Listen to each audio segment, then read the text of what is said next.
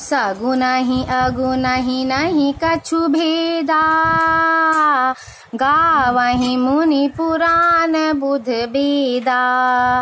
अगुन अरूप अलख अज जोई, भगत प्रेम बस सगुन सोई। सगुण और निर्गुण में कुछ भी भेद नहीं है। मुनि, पुराण, पंडित और वेद सभी ऐसा कहते हैं।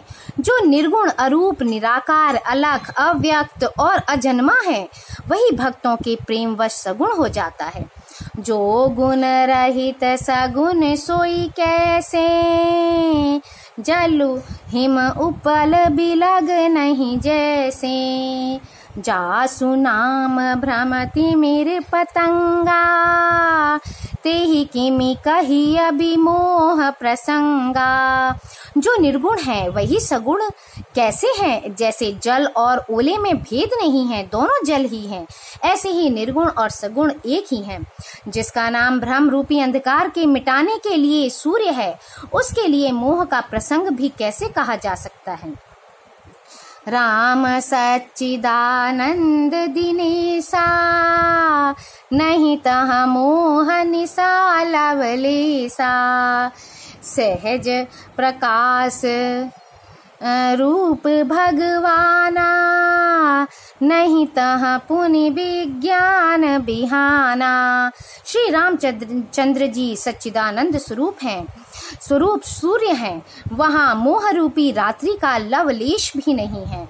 वे स्वभाव से ही प्रकाश रूप और षडैश्वर युक्त भगवान हैं। वहाँ तो विज्ञान रूपी प्रातः काल भी नहीं होता। अज्ञान रूपी रात्रि हो तब तो विज्ञान रूपी प्रातः काल हो। भगवान तो नित्य ज्ञान स्वरूप हैं। हर्ष विषाद अज्ञान अज्ञाना, जीव धर्म अहमिति अभिमाना। राम ब्रह्म व्यापक जग जाना, परमानंद परेश पुराना। हर्ष, शोक, ज्ञान, अज्ञान, अहंता और अभिमान ये सब जीवन के धर्म हैं। श्री रामचंद्र जी तो व्यापक ब्रह्म परमानंद स्वरूप परात्पर प्रभु और पुराण पुरुष हैं। इस बात को सारा जगत जानता है। पुरुष प्रसिद्ध प्रकाश निधि प्रगट परावर नाथ, रघुकुल मणि मम स्वामी सोई, कही शिवनायऊ माथ सियावर रामचंद्र की जय। जो पुराण पुरुष प्रसिद्ध हैं, प्रकाश के भंडार हैं, सब रूपों में प्रकट हैं, जीव माया और जगत सबके स्वामी हैं, वे ही रघुकुल मणि श्री रामचंद्र जी मेरे स्वामी हैं। ऐसा कहकर शिव जी ने उनको मस्तक नवाया। निज भ्रम नहीं समुझहि अज्ञानी, प्रभु परे मोह धरहि जड़ प्राणी। जथा गगन घन पटल निहारी, झांपियूं भानु कहि कुबिचारी। अज्ञानी मनुष्य अपने भ्रम को तो समझते नहीं और वे मूर्ख प्रभु श्री रामचंद्र जी पर उसका आरोप करते हैं। जैसे आकाश में बादलों का पर्दा देखकर कुविचारी अज्ञानी लोग कहते हैं कि बादलों ने सूर्य को ढक लिया। चितव जो लोचन अंगुली लाए, प्रगट जुगल शशि तेहि के भाए। उमा राम बिस इक असि मोहा, नभ तम धूम दूर जिमि सोहा। जो मनुष्य आंख में उंगली लगाकर देखता है, उसके लिए तो दो चंद्रमा प्रकट प्रत्यक्ष हैं। हे पार्वती, श्री रामचंद्र जी के विषय में इस प्रकार मोह की कल्पना करना वैसा ही है जैसा आकाश में अंधकार, धुएं और धूल का सोहना दिखना। आकाश जैसे निर्मल और निर्लेप है, उसको कोई मलिन या स्पर्श नहीं कर सकता। इसी प्रकार भगवान श्री रामचंद्र जी के नित्य निर्मल और निर्लेप हैं। विषय करण सुर जीव समेता, सकल एक ते एक सचेता। सब करे परम प्रकाश की जोई, राम अनादि अवधिपति सोई। विषय, इंद्रियां, इंद्रियों के देवता और जीवात्मा ये सब एक की सहायता से एक चेतन होते हैं। अर्थात विषयों का प्रकाश इंद्रियों से, इंद्रियों का इंद्रियों के देवताओं से और इंद्रिय देवताओं का चेतन जीवात्मा से प्रकाश होता है। इन सब का जो परम प्रकाशक है, अर्थात जिससे इन सब का प्रकाश होता है, वही अनादि ब्रह्म अयोध्या नरेश श्री रामचंद्र जी हैं। जगत प्रकाश्य प्रकाशक रामू, मायाधीश ज्ञान गुण धामू। जासु सत्यता ते जड़ माया, भास सत्य इव मोह सहाया।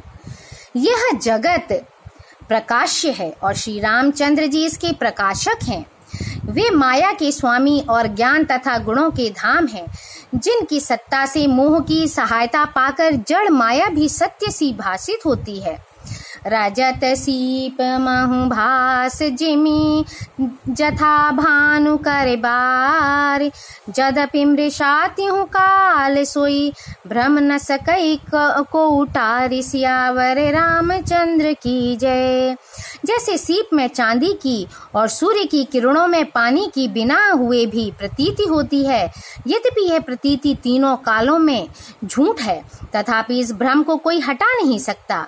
यही विधि जग हरि आश्रित रहाई, जदपि असत्य देते दुख अहाई।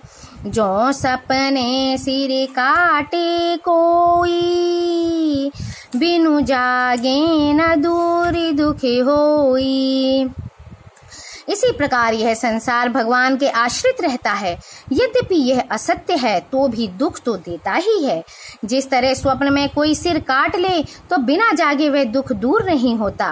जासु कृपा असे भ्रम मिटि जाई, गिरिजा सोई कृपाल रघुराई।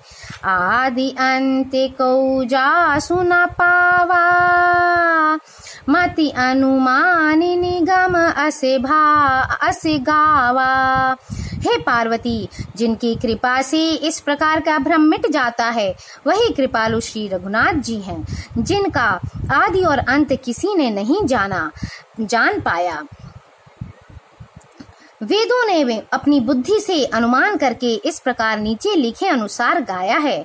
बिनु पद चलाई सुनाई बिनु काना, कर बिनु करम करई विधि नाना। आनन रहित सकल रसि भोगी, बिनु बानी बकता बड़े जोगी।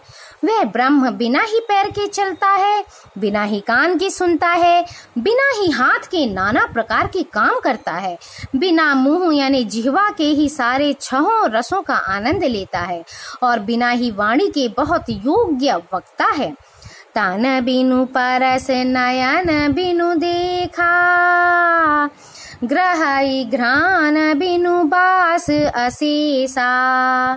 असी सब भांति अलौकिक करनी, महिमा जासु जाई नहीं बरनी। वह बिना ही शरीर त्वचा के स्पर्श करता है, बिना ही आँखों के देखता है और बिना ही नाक के सब गंधों को ग्रहण करता है, सूंघता है। उस ब्रह्म की करनी सभी प्रकार के ऐसी अलौकिक है कि जिसकी महिमा नहीं कही जा सकती। जेहि इमि गावहि वेद बुध, जाहि धरहि मुनि ध्यान।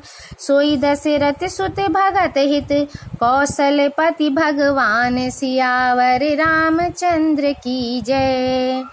जिसका वेद और पंडित इस प्रकार वर्णन करते हैं और मुनि जिसका ध्यान धरते हैं, वही दशरथ नंदन भक्तों के हितकारी अयोध्या के स्वामी भगवान श्री रामचंद्र जी हैं।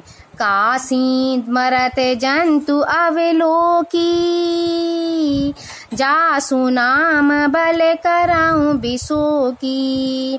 सोई प्रभु मोरे चराचर स्वामी, रघुबर सब उरे अंतर जामी।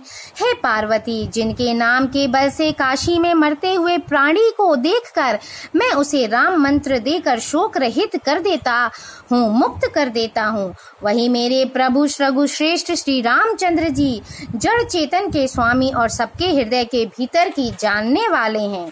बेबसाहू जासु नाम नर कहि, जन्म अनेक रचित अघदाहि, सादर सुमिरन जे नर करहि, भव बारिधि गोपद इव तरहि।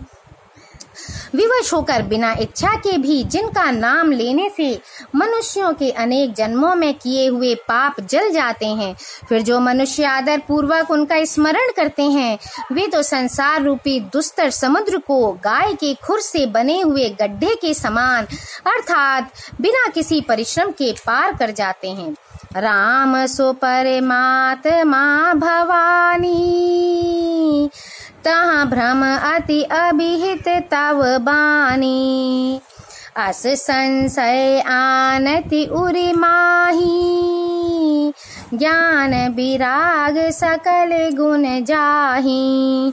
हे पार्वती, वही परमात्मा श्री रामचंद्र जी हैं, उनके भ्रम देखने में आता है, तुम्हारा ऐसा कहना अत्यंत ही अनुचित है। इस प्रकार का संदेह मन में लाते ही मनुष्य के ज्ञान वैराग्य आदि सारे सद्गुण नष्ट हो जाते हैं। सुनि शिव के भ्रम भंजन बचना, मिटी गए सब कुतरक के रचना, भई रघुपति पद प्रीति प्रतीति, दारुण असंभावना बीती। शिव जी के भ्रमनाशक वचनों को सुनकर पार्वती जी के सब कुतर्कों की रचना मिट गई। श्री रघुनाथ जी के चरणों में उनका प्रेम और विश्वास हो गया और कठिन असंभावना जिसका होना संभव नहीं ऐसी मिथ्या कल्पना जाती रही। पुनि पुनि प्रभु पद कमल गही, जोरी पंख रूपान, बोली गिरिजा बचन बर, मनहु प्रेम रस सानि, सियावर रामचंद्र की जय।